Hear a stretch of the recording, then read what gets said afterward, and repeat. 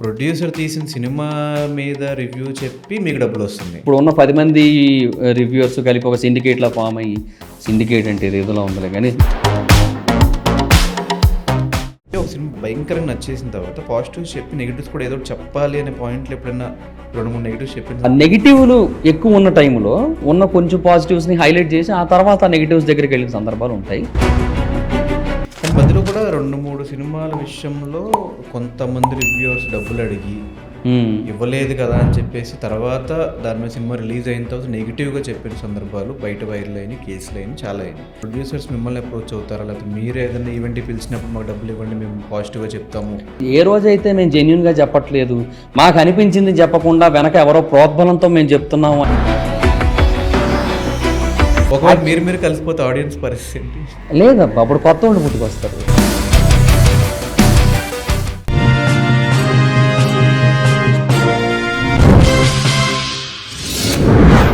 అంటే ఒక రివ్యూ వల్ల ప్రొడ్యూసర్ లాస్ అవుతున్నాడు. ఒక ప్రొడ్యూసర్ తీసిన సినిమా మీద రివ్యూ చెప్పి మీకు డబ్బులు వస్తాయి. అది కన్ఫర్మ్. మరి ఇంకా యూట్యూబ్లో వీడియో పెడుతుంటే వస్తాయి కదా, అంతే. అదే ఇక్కడ మీకు అరే వాళ్ళ వల్ల మనకు సినిమాలు వస్తున్నాయి కదా, ఒక రోజు డిలే చేద్దాము, 2 రోజులు డిలే చేద్దాము, సిస్టమ్ అలా ఉండదు కదా. ఇప్పుడు ఉన్న 10 మంది రివ్యూవర్స్ కలిపి ఒక సిండికేట్లా ఫామ్ అయ్యి, సిండికేట్ అంటే ఏదోలా ఉందిలే కానీ గ్రూప్లా ఫామ్ అయ్యి సరే అందరూ మరుసటి రోజే పెడదాం అనుకుందాం. ఎవరు వింటారు? వినరు ఫస్ట్ ఆఫ్ ఆల్. రెండోది, ఇప్పుడు 10 మంది ఆగారు అనుకుందాం, ఇంకో 10 మంది కొత్త వాళ్ళు పుట్టుకొచ్చి వాళ్ళు మొదటి రోజు పెడితే వాళ్ళందరిని ఆపాలా? వాళ్ళని ఆపలేంగా ఒకటి. రెండోది, నువ్వు మొదటి రోజు సినిమా చూసిన ఒక ప్రతి సగటు ప్రేక్షకుడిని నువ్వు ఆపగలవా? ఆపలేవుగా. ఆయన వాట్సాప్లో స్టేటస్ పెట్టకుండా ఉండగలడా? ఫ్రెండ్ ఎవడన్నా స్టేటస్ చూసి ఫ్రెండ్ ఎవడన్నా మాయా అలాగే ఉందిరా సినిమా అంటే ఏట్లు ఎదురా అనకుండా ఉండగలడా? ఆడికి నచ్చలేదంటే సినిమా ఆపలేరు కదా. దాన్ని ఇన్స్టాగ్రామ్లో స్టోరీ పెడతాడు బిస్కెట్ అయిందని, దాన్ని ఆపగలరా? ఆపలేంగా. ఏది ఆగదప్ప. ఒక సినిమా అనేది రిలీజ్ అయిన తర్వాత దాని టాక్ని అది వెళ్ళిపోద్ది, ఎట్లయినా వెళ్ళిపోద్ది, జనాల త్రూ అయినా వెళ్తుంది. ఇప్పుడు ఏపీ తెలంగాణలో ఎన్ని థియేటర్లు ఉన్నాయి ఓవరాల్గా? దగ్గర 2000 పైన థియేటర్లు ఉన్నట్టున్నాయి మొత్తం. 2000 థియేటర్లో ఆల్మోస్ట్ 1500-1800 థియేటర్లో రిలీజ్ అవుతుంది పెద్ద హీరో సినిమా వస్తుందంటే 1800 థియేటర్లు అంటే 1800 మార్నింగ్ షోలు. 1800 మార్నింగ్ షోలో సీటుకి కనీసం థియేటర్ కనీసం 200 కెపాసిటీ వేసుకో, 3,60,000 సీటింగు, 3,60,000 మంది మౌత్ టాక్ని ఆపగలరా? ఎక్కడ ఆగుతుంది? అదే అవ్వదు, వెళ్తుంది, అది వెళ్తానే ఉంటుంది. ఎండ్ ఆఫ్ ది డే మీరు ఏం చేయాలంటే సినిమా వాళ్ళు బెస్ట్ కంటెంట్స్ ఇవ్వడమే. ఇప్పుడు మిరాయి ఉందబ్బా, మిరాయి మీద చాలా హ్యూజ్ ఎక్స్పెక్టేషన్స్ ఉన్నాయి. ఎందుకు? కంటెంట్ కొత్తది, కాన్సెప్ట్ కొత్తది, తీసిన విధానం బాగుంది, ఎక్స్పెక్టేషన్స్ ఉన్నాయి, బాగా ఆడిందా ఫెంటాస్టిక్, అంతే. కానీ ఇది ఒక థీమ్ లాగా, లైక్ రివ్యూ స్టార్ట్ చేసామంటే స్టోరీ లైన్ ఏంటి, దాని తర్వాత ఏంటి, దాని తర్వాత పాజిటివ్స్ ఏంటి, నెగిటివ్స్ ఏంటి అండ్ రేటింగ్, ఇది ఒక కాన్సెప్ట్ నడుస్తుంది. సో పాజిటివ్స్ చెప్పి ఒక సినిమా భయంకరంగా నచ్చేసిన తర్వాత పాజిటివ్స్ చెప్పి నెగిటివ్స్ కూడా ఏదో ఒకటి చెప్పాలి అనే పాయింట్లు ఎప్పుడైనా 2-3 నెగిటివ్స్ చెప్పిన సందర్భాలు ఉన్నాయా? అంటే అలా అని పర్టికులర్గా లేదు. ఇంకా నాకు కొన్ని సినిమాలు నచ్చకపోతే నెగిటివ్లు ఎక్కువ ఉన్న టైంలో అది ఒకవేళ పెద్ద సినిమాలు అయినట్టయితే దాని గురించి ఫస్ట్ పాజిటివ్స్ చెప్పి ఆ తర్వాత పాజిటివ్స్ని కొంచెం పాజిటివ్స్ని హైలైట్ చేసి ఆ తర్వాత నెగిటివ్స్ దగ్గరికి వెళ్ళిన సందర్భాలు ఉంటాయి. బట్ పర్టికులర్గా చెప్పాలి అని అయితే లేదు. ఇప్పుడు మహావతార్ నరసింహ కానీ, జీబ్రా కానీ, ఇట్లా కొన్ని సినిమాలు, నా సీతారామం కానీ, నాకు వాటి విషయంలో నాకు ఒక్క నెగిటివ్ కనబడదు. నాకు ఏముంది అందులో నెగిటివ్ చెప్పడానికి? నాకు వాటి జోనర్స్లో they delivered masterpieces. So అట్లాంటప్పుడు నేను ఇంకా దాంట్లో చెప్పడానికి ఏముంటుంది? అది ఎప్పుడు ఏం చెప్పను. నేను 5 out of 5 ఇచ్చిన సినిమాలు చాలానే ఉన్నాయి. ఇంతోటి ఎన్ని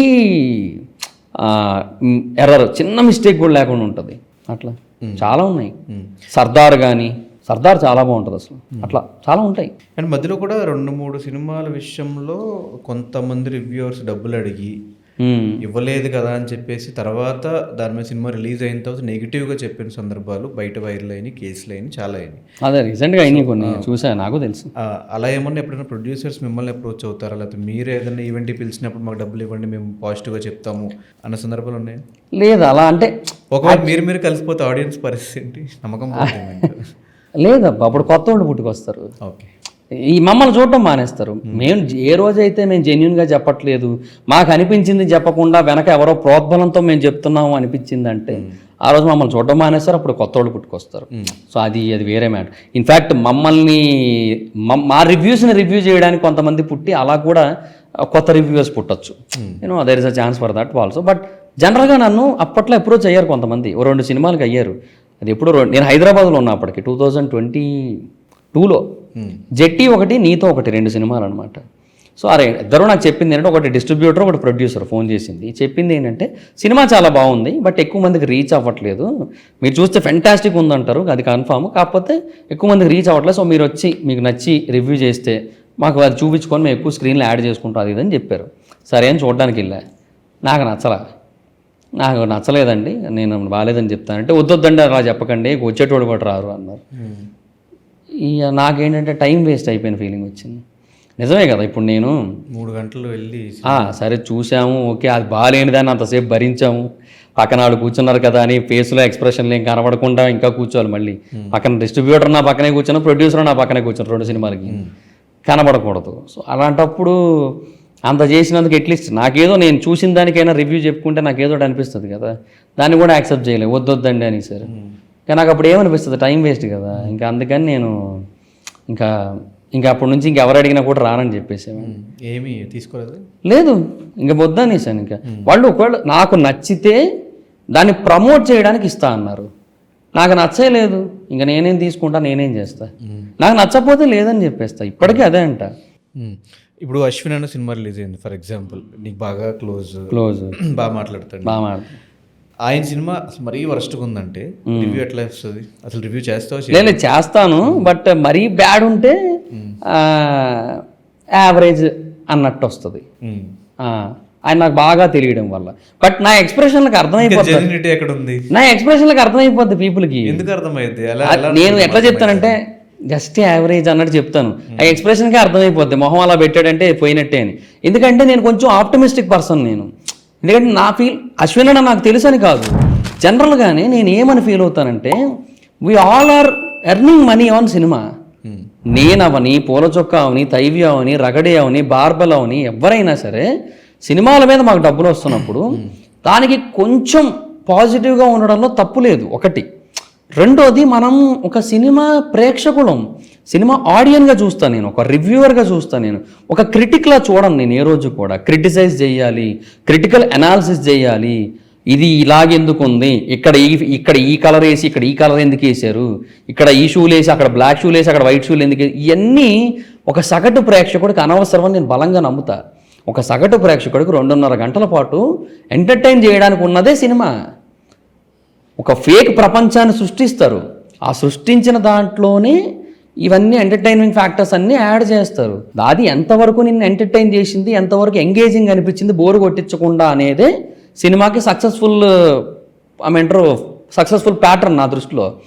అంతేగాని లాజిక్లు ఎతికి ఇది ఏంది గన్ను పైకి ఎత్తాడు సలార్ సినిమాలో, అది ఎందుకు షూట్ చేయలేదు, ఇట్లాంటివన్నీ అనవసరం.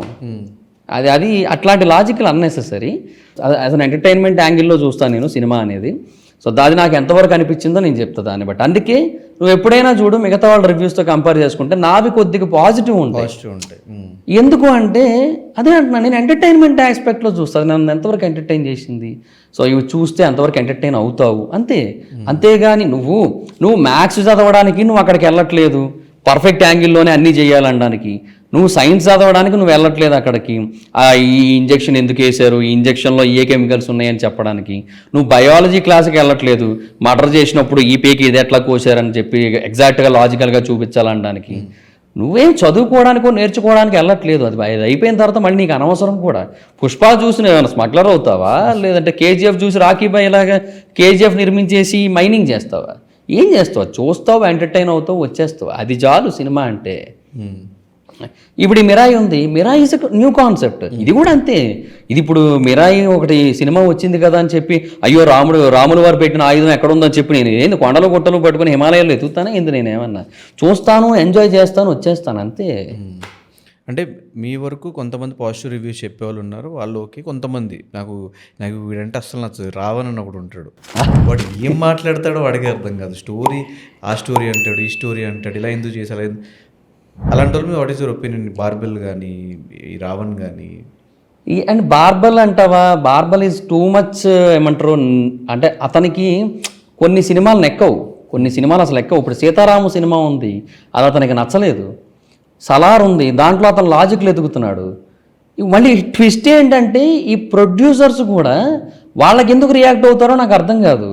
నాగవంశీ గారు కానీ ఈటీవీ విన్నోడు మొన్న ఈ లిటిల్ హార్ట్స్ ఇది ఏదో బాగుంది అన్నాడు సినిమా అని చెప్పి, so now can we say it's a verbal certified film అని చెప్పి ట్వీట్ వేసాడు. అంటే ఇప్పుడు ఈటీవీ విన్నోడిని Sitaramam is a worst cinema in Dulquer Salmaan career అని చెప్పి ఒకటి వేయమను, ఆడు వేయగలడా? పోనీ వేయలేడు కదా. పోనీ ఇంకోటి Sitaramam is the worst cinema అని చెప్పి వేయగలడా? సలార్ సినిమా బాగాలేదని చెప్పి వేయగలడా? Salaar is the most illogical cinema in Telugu film industry అని చెప్పి ట్వీట్ వేయగలడా? కాటేరేమో కొడుకులు వస్తారు 1000 మంది ఈటీవీ ఆఫీస్ దగ్గరికి. అట్లా ఉండదు. నేను అదే అంటున్నా, no reviewer can certify a film like this is great, this is తోప్, దిస్ ఈజ్ తురుమ్ అని ఏం ఉండదు. రివ్యూవర్స్కి ప్రొడ్యూసర్స్కి మధ్య కాంటాక్ట్ ఉండకపోతేనే బెటర్ నన్ను అడిగితే. సో ఆ నాగవంశీ గారు కూడా ఏందో ఆయన ఊరికే యూట్యూబ్ వీడియోలు చూసి దాన్ని రియాక్ట్ అవుతుంటారు. ఆయన అది కరెక్ట్ కాదు ఆయన, బికాస్ ప్రొడ్యూసర్స్ అనేవాళ్ళు చాలా టాప్ లెవెల్ అబ్బా నా దృష్టిలో. ఎందుకంటే 100 మంది హీరో, ఒక 50 మంది హీరోలు ఉన్నారు మన తెలుగు ఇండస్ట్రీలో. ఈ 50 మంది హీరోలు లేకపోయినా ఒక కొత్త పర్సన్ నన్నో పెట్టి ప్రొడ్యూసర్ ఉంటే అతని దగ్గర డబ్బులు ఉంటే ఆయన సినిమా తీయగలడు.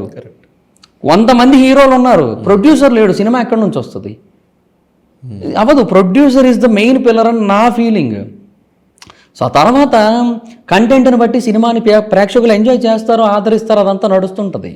సో ప్రొడ్యూసర్ ఉండాలి, ప్రొడ్యూసర్ అనేటువంటి టాప్. అలాంటి పర్సన్ వచ్చి ఎక్కడో ఆ పిల్లలకి ఎక్కడో చిన్న బూజు పట్టిందని చెప్పి నాకు ఇంత బూజు అంటుకుంది, ఎట్లా ఎవడు దొరపట్లేదు ఏంటి అని చెప్పి పట్టించుకోకూడదు.